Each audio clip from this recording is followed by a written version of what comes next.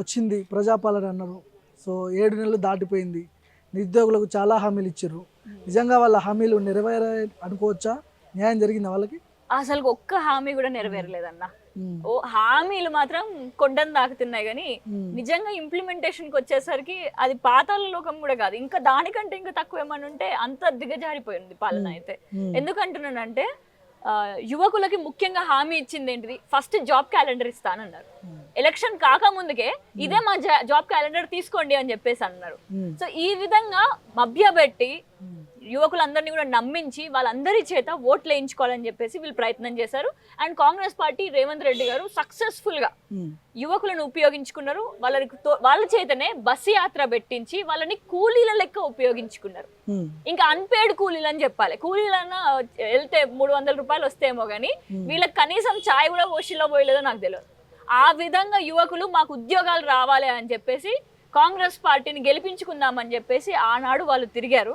ఉమ్, కానీ నేడు వాళ్ళకి అర్థమైపోయింది కాంగ్రెస్ పార్టీ ఎమర్జెన్సీ పాలన ఏ విధంగానైతే ఇందిరమ్మ గారు ఉన్నప్పుడు ఎమర్జెన్సీ పాలన ఉందో అట్లాంటి ఎమర్జెన్సీ పాలన నేడు జరుగుతుంది తెలంగాణలో అని చెప్పేసి అర్థమైంది. ఎందుకంటే చూస్తున్నాం అంటే అధికారంలోకి వచ్చిన తర్వాత 30,000 ఉద్యోగాలు మేము ఇచ్చినామంటారు కదా కాంగ్రెస్ వాళ్ళు. నోటిఫికేషన్ జారీ చేయకుండా ఉద్యోగాలు ఎక్కడి నుంచి వస్తాయి? అసలుగా 30,000 ఉద్యోగాలు ఏ హయాంలో వచ్చినాయి? కేవలం పత్రాలు ఇస్తే ఉద్యోగాలు ఇచ్చినట్టు కాదు. నోటిఫికేషన్ విడుదల చేయాలి, ఇంటర్వ్యూస్ ఎగ్జామ్లు రాయాలి, ఇంటర్వ్యూలో పార్టిసిపేట్ చేయాలి, దాని తర్వాత ఇచ్చిల్లు అని అంటే ఒక అర్థం ఉంటుంది. ఇప్పటి వరకు వాళ్ళ 7 నెలల్లో ఇచ్చిందంతా 6,000 చిల్లర గంతే. దానికి మించి ఇంకొక ఉద్యోగం కూడా ఎక్కువ తక్కువ ఏమి ఇయ్యలేదు. మరి ఇప్పుడు మెగా డిఎస్సి అని చెప్పేసి వాళ్ళే అన్నారు. రేవంత్ రెడ్డి గారు ఉన్నప్పుడు 25,000 ఉన్నాయి అని చెప్పేసి ఆయననే అన్నారు. నేడు మరి 25,000 ఉద్యోగాలు ఎందుకు డిఎస్సి కనబడట్లేదు మనకి?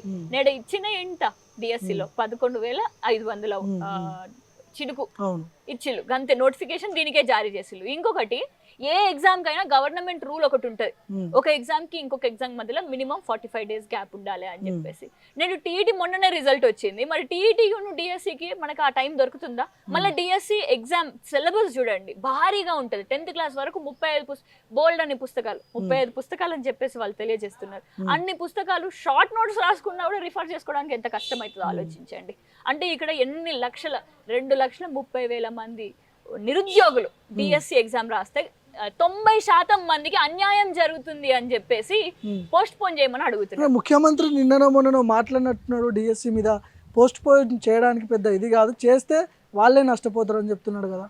ఇప్పుడు నిరుద్యోగులే కదన్న అడిగేది. పోల్ పెట్టింది ఇంకెవరో కాదు, తీన్మార్ మల్లన్న గారు. ఆయన ఎవరు? కాంగ్రెస్ కాదా? ఆయన ఎమ్మెల్సీ ఎక్కడి నుంచి? కాంగ్రెస్ నుంచి కాదా? మరి ఆయననే పోల్ పెట్టినప్పుడు 90% అని చెప్పేసి అక్కడ ఓట్ ఆ పోల్లలో తెలిసింది. నేడు అదే తీన్మార్ మల్లన్న గారు ఆయననే రిప్రజెంటేషన్ ఇస్తున్నారు. ఏమని? వీళ్ళ డిఎస్సి పరీక్ష పోస్ట్ పోన్ చేయాలని. కోదండరామ్ గారు ఎవరి పార్టీకి సపోర్ట్ చేశారు ఎలక్షన్స్ ముందు? అదే కాంగ్రెస్ పార్టీకి. మరి ఇప్పుడు కూడా ఎమ్మెల్సీ ఎక్స్పెక్ట్ చేశారు. మరి నేడు ఆ కోదండరామ్ గారే మళ్ళీ డిఎస్సికి వాయిదా వేయండి అని చెప్పేసి వాళ్ళే డిమాండ్ చేస్తున్నారు. అంటే విత్ ఇన్ ద పార్టీ కూడా పోస్ట్ పోన్ చేయమని అడుగుతుంటే 90% మంది విద్యార్థులు నిరుద్యోగులు కోరుకుంటుంటే ఎందుకు చేయట్లేదు? గవర్నమెంట్ కి ఎట్లాంటి హాని లేదు అని చెప్పేసి రేవంత్ రెడ్డి గారే అన్నారు. అయినా కూడా ఆయన చేయట్లేదు. మరి ఎందుకు పెడ వెంపడం? మీ పార్టీకి సంబంధించిన నాయకులు కేటీఆర్ కావచ్చు, హరీష్ రావు కావచ్చు, వీళ్ళే కావాలని రెచ్చగొట్టి నిరుద్యోగులను రోడ్ల మీద తీసుకొస్తున్నారనే ఆరోపణలు గట్టిగా చేస్తున్నారు కాంగ్రెస్ వాళ్ళు. నిరుద్యోగులన్నా వాళ్ళు ఏమన్నా ఫస్ట్ క్లాస్ సెకండ్ క్లాస్ చదువుతున్నారా? వాళ్ళు ఏదైనా చిన్న పిల్లల చాక్లెట్లు ఇస్తే పెద్ద పెద్ద ఉద్యమాలు చేయడానికి ఆమరణ నిరాహార దీక్ష చేస్తున్నారన్నా. 3 చేసిళ్ళు ఇప్పటికి. మోతిలాల్ గారు చేశారు, నిన్న కూడా చేశారు, జట్సన్ గారు చేశారు, అశోక్ సార్ చేశారు. మరి వీళ్ళందరికీ ఏమొస్తుంది దాంతో? ఆమరణ నిరాహార దీక్షలు చేస్తున్నారు, యాత్రలు చేస్తున్నారు, పోలీస్ దెబ్బలు తింటున్నారు. పోలీసు వాళ్ళు కంచెలు వేసినా కూడా ఆ కంచెకి వీళ్ళ రక్తం బొట్టులు అంటుతున్నాయి. ఆ విధంగా ఇన్ని ఎవరైనా భరించగలుగుతారా? అంటే గత 10 ఏళ్లలో మహిళలు ఇంకా ఒకటి అంటున్నారు కదా, ఒకళ్ళు లెగేస్తే మహిళలు బయటకు వస్తారా? వాళ్ళ ఇంట్లోనే ఎన్నో సమస్యలు ఉంటాయి. అట్లాంటిది యువ మహిళలు నేడు రోడ్డెక్కి అర్ధరాత్రి పూట తిండి లేకపోయినా కూడా పొద్దున వరకు ఆ తిండి లేదు, నిద్ర లేదు, నీళ్లు కూడా లేవు. బీఆర్ఎస్ నాయకులు పోయి నీళ్లు నువ్వు భోజనం ఇద్దానని అంటే పోలీసు వాళ్ళు వాళ్ళని కూడా ఎల్లగొట్టుతున్నారు. అది కూడా మళ్ళీ ఉట్టికి కూడా కాదు, గల్ల పట్టుకొని ఎల్లగొడుతున్నారు. మరి ఈ విధంగా కాంగ్రెస్ పాలన ఉంది మనకి. సో మొన్న ఓయూలో కూడా ఒక సంఘటన జరిగింది. జర్నలిస్టులపై దాడి చూసినాం మనం. ఆ పోలీసులు కూడా పరుష పదజాలంతో వాళ్ళ మీద మాట్లాడడం, ఇవన్నీ ఎట్లా చూస్తారు? ఏమనిపించింది మీకు? ఎమర్జెన్సీ టైం అన్న, ఉమ్, ఎగ్జాక్ట్లీ ఎమర్జెన్సీ టైం. ఉమ్, ఇందిరాగాంధీ గారి టైంలో ఎమర్జెన్సీ ఉన్నప్పుడు ఉమ్, ఫండమెంటల్ రైట్, ఉమ్, బ్రతకడానికి రైట్ ఉంటుంది మనకి, రైట్ టు లైఫ్ అనేది ఆర్టికల్ 21, దాన్ని కర్బ్ చేయడం జరిగింది. ఉమ్, ఇప్పుడు కూడా మనకి అదే విధంగా ఫ్రీడమ్ ఆఫ్ స్పీచ్ జర్నలిస్టులకు ఉంటుంది, దాన్ని కూడా అడ్డుకుంటున్నారు. అడ్డుకుంటే కానీ ఆగిపోతున్నామా? ఉమ్, కానీ ఏం చేస్తున్నారు? ప్రతి ఒక్కరు కూడా నేడు అదే కాంగ్రెస్ పాలనకి, అదే రేవంత్ రెడ్డి గారి పాలనకి విరోధులై కూర్చుంటున్నారు. నేడు ఎవరికి నష్టం అని అంటే నిరుద్యోగులకి కాదు, నేను చెప్తున్నాను కదా, నిరుద్యోగులు వాళ్ళు ఇచ్చేటటువంటి ధైర్యం తరతరాలుగా ఉపయోగపడుతుంది. ముందొచ్చే తెలంగాణకి కూడా పునాది వేస్తుంది. ఉమ్, ప్రజలకు ఇచ్చిన హామీలు నిలబెడకపోతే ఏ విధంగా ప్రజలు ఉద్రిక్తత అయ్యి అదే పాలనని కిందకి భూస్థాపితం చేస్తారో నేడు మనం చూస్తున్నాం. ఓకే. కాబట్టి నేడు జరిగేటటువంటి దానిలో ఉద్యమంలో నష్టం జరిగేది 100% రేవంత్ రెడ్డి గారికి. నేడు ఆయన కృషి ఏమైనా టెంపరీ, అది పర్మనెంట్ అనుకుంటున్నారా? అంటే కొద్దిగా పీడితమయ్యేది. టైం ఇవ్వాలి కదా, 7 నెలలు కూడా కావట్లేదు, అప్పుడే ఆ బురద జల్లుతుర్రు ఎందుకని టైం మాట్లాడుతున్నారు కదా. 100 రోజులు అని చెప్పి వాళ్ళే అన్నారు. ఎలక్షన్ ముందే జాబ్ క్యాలెండర్ ఇచ్చింది. అవన్నిటికీ టైం అవసరం లేదా? అంటే నీకు పాలన చేద్దాము అని చెప్పి పాలన అవగాహన లేకుండానే ముఖ్యమంత్రి పీఠం తీసుకున్నారా? పాలన చేత కాకపోతే రాజీనామా చేయండి. మనకి 10 సంవత్సరాలు బీఆర్ఎస్ పార్టీ అసలు తెలంగాణ సాధించలేనటువంటి తెలంగాణ కోసం కేసీఆర్ గారు ఉద్యమం చేసి, కేసీఆర్ గారితో పాటు కొన్ని లక్షలాది మంది తెలంగాణ బిడ్డలు ఉద్యమం చేసి తెలంగాణ తెచ్చుకున్నారు. అప్పుడే సాధ్యమైంది. అప్పుడు ఎంతమంది విరోధులు ఉండే? పక్కన రాష్ట్రం ఆంధ్రప్రదేశ్ మనకు విరోధి, దేశం కూడా మొత్తం మనకి విరోధే.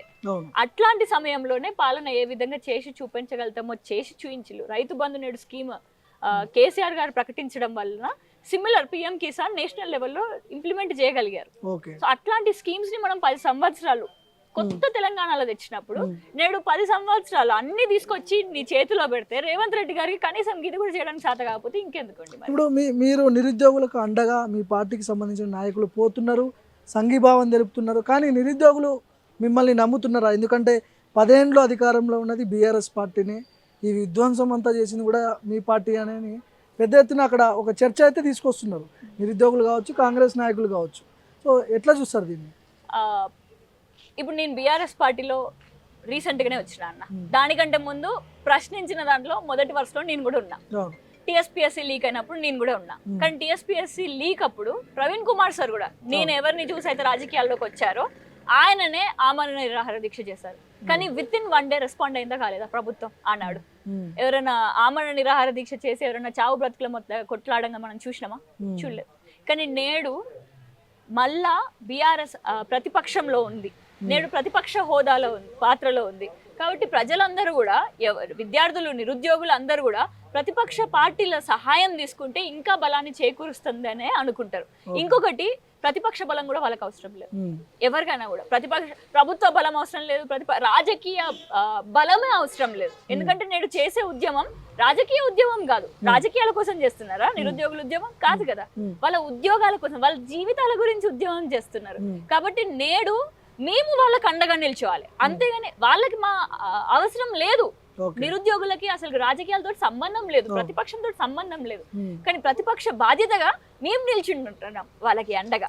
మీకు ఎప్పుడైనా అనిపించిందా బీఆర్ఎస్ పార్టీ అంటే మునిగిపోతున్న పడవ మీద మీరు ఎక్కారనే కొంతమంది అంటున్నారు? అసలు ఓడిపోయిన పార్టీలకు మీరు కానీ ప్రవీణ్ కుమార్ గారు కానీ ఇద్దరు వెళ్ళారు, సో ఆయన వెంట మీరు కూడా వెళ్ళారు. ఎవరైనా అధికార పార్టీలోకి వెళ్తారు, కానీ మీరు ప్రతిపక్ష పార్టీలోకి వెళ్ళారు. ఎందుకు ఈ పార్టీలో ఉన్న వాళ్ళు ఎమ్మెల్యేలు అందరూ కూడా కాంగ్రెస్ పార్టీలోకి పోతున్నారు? ఏం చేద్దామని వెళ్ళారు మీరు ప్రతిపక్ష పార్టీలో? మేము ప్రశ్నించడానికి, ప్రజలకి నష్టం జరిగినప్పుడు వాళ్ళ పక్షాన కొట్లాడడానికి వెళ్ళినామన్నా. మేమేదో అధికారాల కోసమో లేకపోతే మాకు ఆ సీటో టికెటో ఇంకా ఏదైనా పైసలో, బిజినెస్లో, కాంట్రాక్ట్లో, రియల్ ఎస్టేట్లో ఇవన్నిటితో మాకు సంబంధం లేదు. సో కొంతమంది ఎమ్మెల్యేలను చూస్తున్నాం, అధికారం వచ్చిన వెంటనే బీఆర్ఎస్ పార్టీ, అప్పటి వరకు వాళ్ళకి ఆశ్రయ ఇచ్చిన బీఆర్ఎస్ పార్టీని వదిలేసి కనికరం లేకుండా ఏ ప్రజలైతే వాళ్ళని బీఆర్ఎస్ పార్టీ కారు గుర్తు నుంచి ఓటేసి గెలిపించిండ్రో నైతిక రాజకీయ విలువలు కూడా లేకుండా నేడు కాంగ్రెస్ పార్టీలోకి పోతుంది. ఇక్కడ తప్పు ఎవరిది? తీసుకునేటటువంటి కాంగ్రెస్ పార్టీది, వెళ్ళిన నాయకుడిది కూడా. కాంగ్రెస్ పార్టీది కూడా ఎందుకు అంటున్నానంటే నేడు దేశ రాజకీయాల్లో ఏమని చెప్తున్నారు, షెడ్యూల్ 10 యాంటీ డిఫెక్షన్ ని దాన్ని అమెండ్మెంట్ చేస్తాం, ఈ ఒక పార్టీ నుంచి గెలిచి ఇంకొక పార్టీలోకి వస్తే వాళ్ళ పైన వాళ్ళని డిస్క్వాలిఫై చేస్తామని చెప్పేసి అలాంటి లాని రూల్ని తీసుకొని వస్తామని చెప్పేసి అక్కడ రాహుల్ గాంధీ గారు చెప్తున్నారు. కానీ ఇక్కడ అర్ధరాత్రి మీటింగ్లు, అర్ధరాత్రి జాయినింగ్ ప్రోగ్రాంలు ఎవరు పెడుతున్నారు? అంటే గతంలో బెదిరించి బ్లాక్మెయిల్ చేసి పార్టీలో తీసుకున్నారు, మేమేమో మా పార్టీలోకి స్వచ్ఛందంగా వాళ్ళే వస్తున్నారు, ఇక్కడ ఇంత అరాచకం జరుగుతుందని వాళ్ళే వస్తున్నారు అని చెప్తున్నారు. స్వచ్ఛందంగాకి అసలు మీరు వాడిన పదం ఉంది కదా స్వచ్ఛందంగా అనడానికి, మీరే చెప్పండి. స్వచ్ఛందంగా కాదు, ముఖ్యమంత్రి గారు కేసీఆర్ గారు ఉన్నప్పుడు 10 సంవత్సరాల్లో ఎవరన్నా ఇంటికి పోయి, ఎమ్మెల్యే ఇంటికి పోయి రండి మా పార్టీలోకి అని కనీసం ఆహ్వానించిల్లా? ముఖ్యమంత్రి ఇంటికి పోయిల్లా, వాళ్ళ ఇంటికి పోయిన ఎమ్మెల్యే ఇంటికి. కానీ నేడు ఒక ముఖ్యమంత్రి హోదాలో ఉండి రేవంత్ రెడ్డి గారు ఇళ్ళకి పోయి మరీ తీసుకొని వస్తున్నారు అంటే దాన్ని ఏమంటారు? మభ్య పెడుతున్నారా, లాక్కొస్తున్నారా, బెదిరిస్తున్నారా, ఏం చేస్తున్నారు? మరి తేడా అర్థమైంది అనుకుంటాం మీకు. నేడు రేవంత్ రెడ్డి గారు స్వచ్ఛందంగా వస్తున్నారు అని అంటే నిజంగా మరి రావాలి. మరి నేడు వీళ్ళు పోయి గుంజుకొచ్చి అర్ధరాత్రి పూట జాయిన్ అవ్వడం ఏంది అసలు? దయ్యాలు తిరిగే సమయం 2 గంటలకి 3 గంటలకి ఆ సమయంలో కాంగ్రెస్ కండువాలు కప్పుకుంటున్నారు. దమ్ము లేక అన్న పొద్దున అందరినీ బీఆర్ఎస్ కార్యకర్తలని వాళ్ళు గెలిపించిన కార్యకర్తలు ఉన్నారు కదా, వాళ్ళని నమ్ముకొని ఉన్నటువంటి బీఆర్ఎస్ నాయకులు కార్యకర్తలు ఉన్నారు కదా ఆ నియోజకవర్గం నుంచి, వాళ్ళని ఎదుర్కోలేక గుట్టు చప్పుడు తెలియకుండా అర్ధరాత్రి పోయి జాయిన్ అవుతున్నారు. అది అట్లుంటది మరి ఈ పార్టీలు చేంజ్ అయ్యేటోళ్ళది. సో మీరు లాస్ట్ టైం బీఎస్పీ నుంచి పోటీ చేసినట్టున్నారు పెద్దపల్లి నుంచి. సో అధికారం, సో ఆ పార్టీ బలహీనతో లేకపోతే దాని తర్వాత కొన్ని మార్పులు జరగడం ఇవన్నీ కావచ్చు. ఇప్పుడు దాసరి ఉషా రాజకీయ భవిష్యత్ ఏంది, ఏం చేయబోతున్నారు? ఇంకా 4.5 సంవత్సరాలు ఉన్నాయి అసెంబ్లీ ఎన్నికలకి. ఎంతమంది నాయకులు వచ్చినా కూడా ప్రజలకి ఇంకా సరిపోవట్లేదన్న, వాళ్ళ సమస్యలు తీర్చేటటువంటి నాయకుల సంఖ్య లేదు. ఎందుకంటున్నానంటే ఇప్పుడు మా పెద్దపల్లి నియోజకవర్గమే తీసుకోండి, ఎలక్షన్లు అయిపోయిన తర్వాత నుంచి అంటే కాంగ్రెస్ పాలన ఈ 7 months లో తీసుకుంటే శాస్త్రీనగర్ లో పిల్లలు ఫుడ్ పాయిజనింగ్ అయింది గురుకుల స్కూళ్ళలో. ఒక 6 year చిన్న బాలిక పైన రేప్ అండ్ మర్డర్ జరిగింది. మొన్న రీసెంట్ గా 3 days బ్యాక్ ఒక 7 years అబ్బాయి గవర్నమెంట్ హాస్పిటల్లో సెప్టిక్ ట్యాంక్ ఓపెన్ చేసి ఉండడం వల్ల మరణించడం జరిగింది. ఎన్ని ఇష్యూస్ ఉన్నాయి అడ్రస్ చేయడానికి? బీఆర్ఎస్ నాయకుల పైన గుండాగిరి చేస్తున్నారు. ఒక పోలీస్ ఆఫీసర్ ఎస్ఐ హోదాలో ఉండి ఒక కౌన్సిలర్, బీఆర్ఎస్ కౌన్సిలర్ మహిళ ఇంటికి, వాళ్ళ ఇంట్లో ఎవ్వరు లేని టైంలో వెళ్ళి తనిఖీ చేస్తున్నారు వితౌట్ ఎనీ వారెంట్.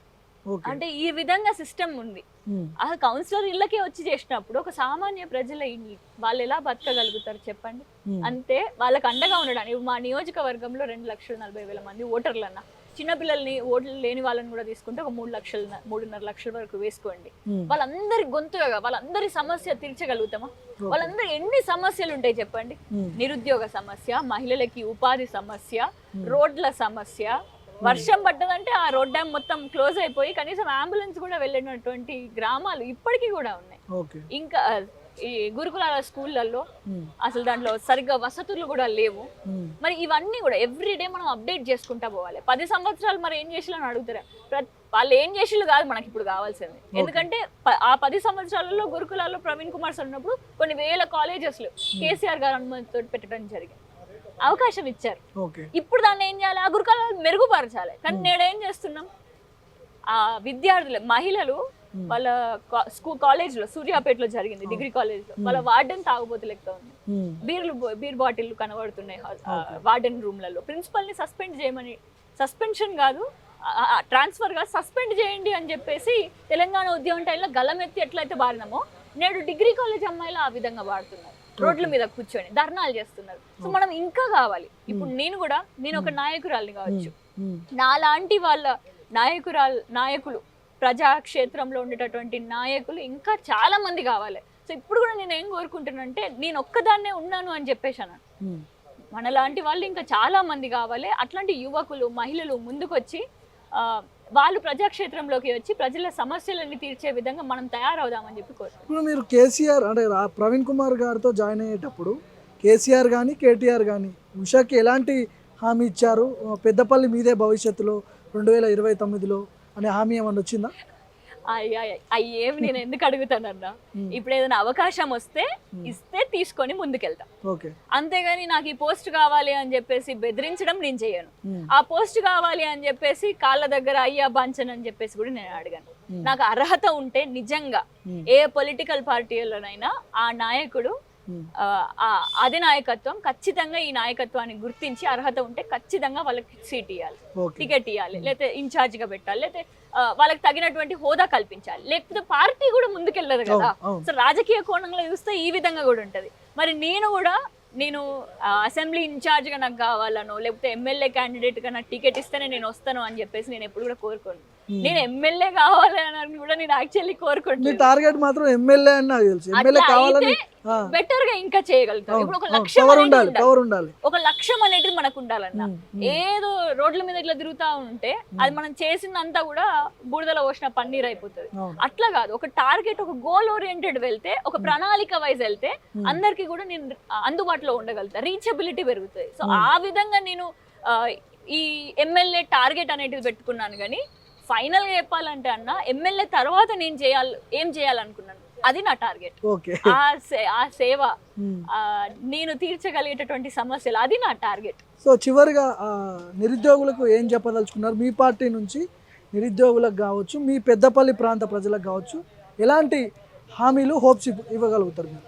నిరుద్యోగులకి నేను చెప్పడం కాదన్న, ఎందుకంటే వాళ్ళందరూ కూడా నాకంటే ఎంతో ధైర్యవంతులు, నాకంటే ఎంతో గట్స్ ఉన్నాయి వాళ్ళకి. ఎందుకంటున్నానంటే నేనే కనుక వాళ్ళ పొజిషన్లో ఉన్నాను అనుకో, నేను యూపీఎస్సీ ఆస్పిరెంట్గా ఉన్నప్పుడు ఇదే ఇష్యూ జరిగేది ఉంటే నేను రోడ్డు మీదకి వచ్చేదానికి కాదు కావచ్చు.